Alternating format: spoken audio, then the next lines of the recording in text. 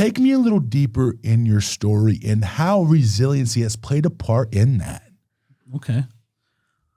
Well, so back when I was in high school, I didn't have a great structure. I had my grandfather, he was my rock, but he lived in Worland and I lived here in Casper. I joined the Marine Corps. That was kind of like my option, right? Yep. And I'm going to share a story tonight that I haven't shared with a lot of people. I'm about to share it with everybody. So I get in the Marine Corps and hanging around the wrong guys. And I love the Marine Corps. I loved it. I loved the structure. I loved it all. But I loved partying. I loved drinking. Sure.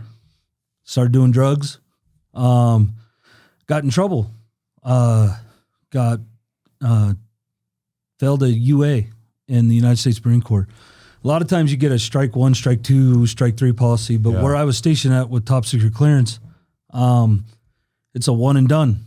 And so I spent 2.5 years in the Marine Corps, and I failed my drug test, and I had to go through a general court-martial, and thought I was at bottom. Yeah. Hadn't found it yet. Right. But that came a couple more years later. But that bottom was pretty hard at that point. And spent 30 days in the brig, appealed my court-martial because I wanted to stay in. I had some really good, my staff sergeant and my platoon commander, vouched for me. But with the rules and the way they were set up and where I was stationed, I got out with what they call an other than honorable discharge. So it's not a dishonorable discharge. You have to get like a felony for that. So there's this like certain rules. If you break them, you're done. So that was kind of my secret for a long time. And I never shared it all the way with a lot of people. And it was really hard. It was really difficult. And so I was ashamed. I didn't want to come home. So I stayed out in DC, like in that area. I got a job like within like 3 days of getting out of the Marine Corps.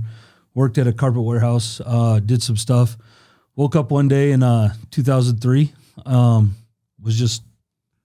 was done. I didn't want to be there anymore. Literally sold all my stuff and threw everything I owned and drove back to Wyoming, back here to Casper. Told a lot of lies, said I got hurt. Yep. I didn't want people. I was ashamed. It was one of the most shameful things I've ever done at that point in my life. And sorry, this is kind of hard. I'm a little nervous. It's okay. I've never told this. Take your time. So I get out, I come home, working temp jobs and different things like that here in Casper.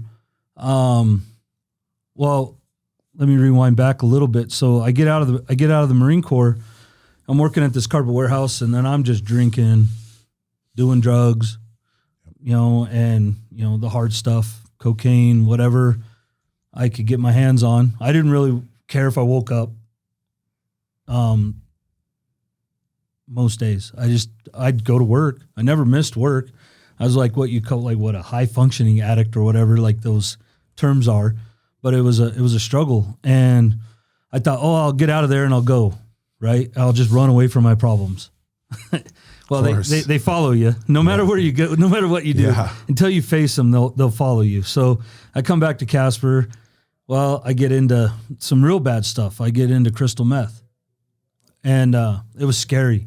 It was probably a stretch in like late 2003, November of 2003 to about January, where I wasn't sober a day. I'd go to work high.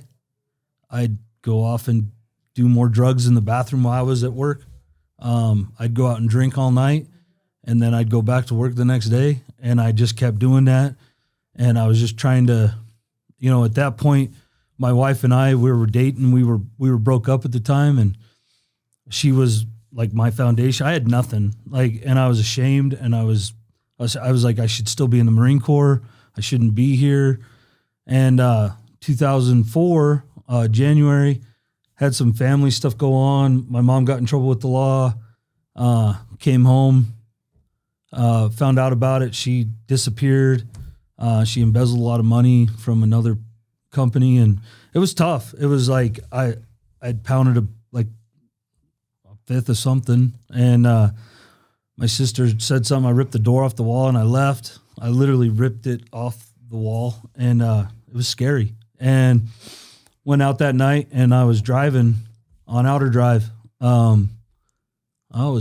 It was like first week of January. So, Wyoming in January. Oh, yeah. Cold, icy, snowy.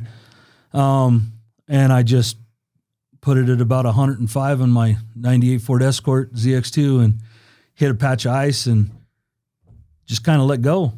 And did like 2 360s. And I don't know how I didn't kill anybody or kill myself. I don't know. And God was watching out for me that night. Yeah. My Heavenly Father was like, it ain't your time, son. And car died, and I started it up, and somehow I got out, and I drove home, and I woke up, and I went, what am I doing? That was probably like the bottom for me. And I was just like, I don't know what to do. And so I called the only person. I called my wife, and we weren't really talking at the time. And I said, can I go to church with your mom? And she's like, what?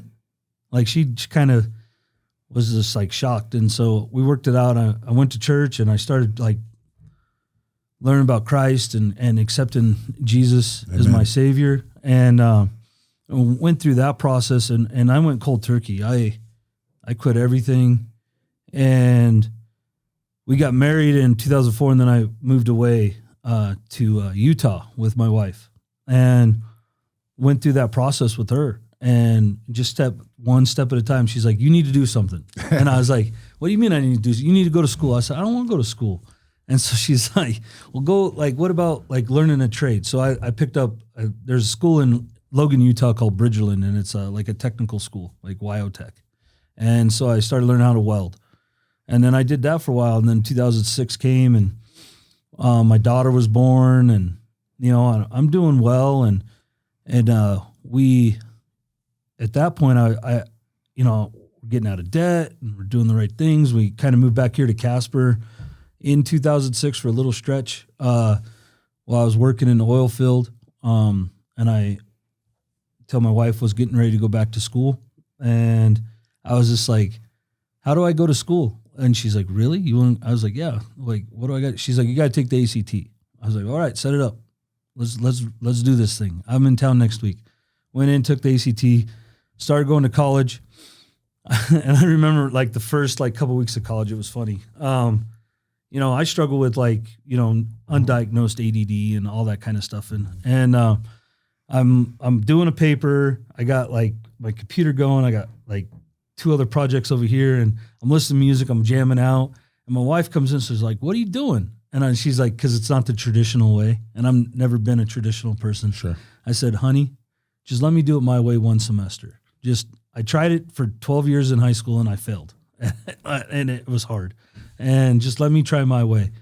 Yeah, I ended up with a 4.0 that first semester, and she kind of just let me be me. Let me be me. And after that, it was just funny. And 2009 came. I fell off the wagon, and that's okay. Like, it was, talk to her and then get back in it and make one step at a time. So, and then ever since then, I've just been battling, staying busy, finding stuff to do. And yeah, my story is, thank you for letting me share that. Yeah. Like, it's scary to finally tell that out to everybody. Sure. I've even to this day. So every 5 years I have to renew my teaching license. Yep. So every 5 years, the very first time I had to get my teaching license, I didn't get approved right away. Yeah. I had to go through a process because of my discharge from the Marine Corps. Yeah. And I had to write a statement out, and I had to explain that, I've done this and this and this. And so every 5 years I have to relive that mistake that I did when I was 19 years old. Yeah. And I'm 41. Yeah. And the decisions you make now, like we I talk to high school kids about this all the time. They can live with you forever, but you can't let them define you. Yeah. And for a long time, that decision defined me. I'm worthless. I don't deserve this. I'm a fraud. My biggest thing when I was in school was in college and in grad school, and then getting to where I am, they're going to find out I'm a fake. I don't belong here. Like those are my deep rooted fears in me, and just grinding. And you know what? I think it was your last podcast when you said, Coach Swags is a staple in the community. And it like hit me in the face. I went, wow, that's crazy. I never thought I'd be a staple anywhere. Right. I didn't think I'd make it to 30. Right. And I feel like I need to share that out, like my whole story out. Like, and you can fail and you can still be resilient and come back from that, Absolutely. And that was part of my process, overcoming, those decisions when I was young and knowing that I am worth something. Yeah. Well, even in that, right?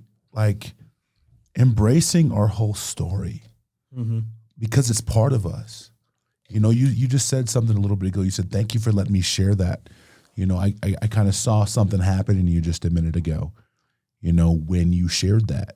And to me, you got a little lighter. No, I'm not even joking. I got the goosebumps rolling. Like, I feel like this thing just got absolutely like taken off my chest right now. Dude, now. I love that.